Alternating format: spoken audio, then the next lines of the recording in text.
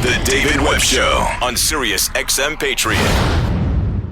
If you don't mind, what I'd like to do is do a paint by numbers and connect those dots enough here to where we have a picture of a comparison of the U.S. and China. Sure. Let's go ahead.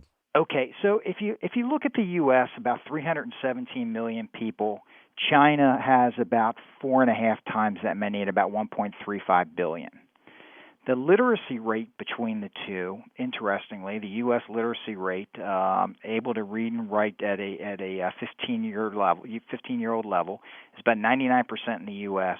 and it's about 95% in China. So that's increased significantly over the last decade or so.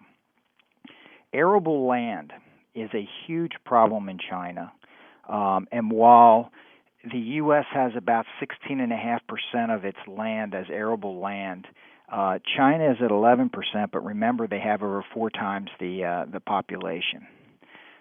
When you look at the gross domestic product, and this is something that you're hearing lots of discussions on right now, the sky is falling because their gross domestic product is going to possibly surpass us down the road.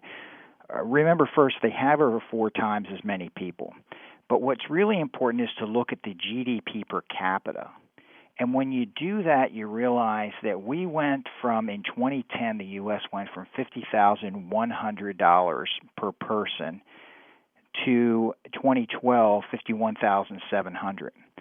The Chinese went from $7,800 per person to a crazy $9,100 per person in 2012. So they have a long way to go financially before they are at our level in that realm. So yes, their economy overall is growing faster right now, although it looks like it's slowing some. It is important to keep that in mind.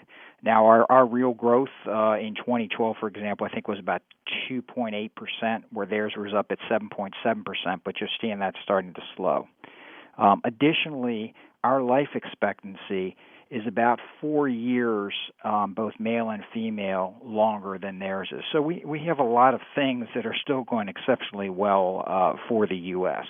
But with that said, we still need to take a very hard look at the fact that they are a growing country, and they are puffing their chest out quite a bit.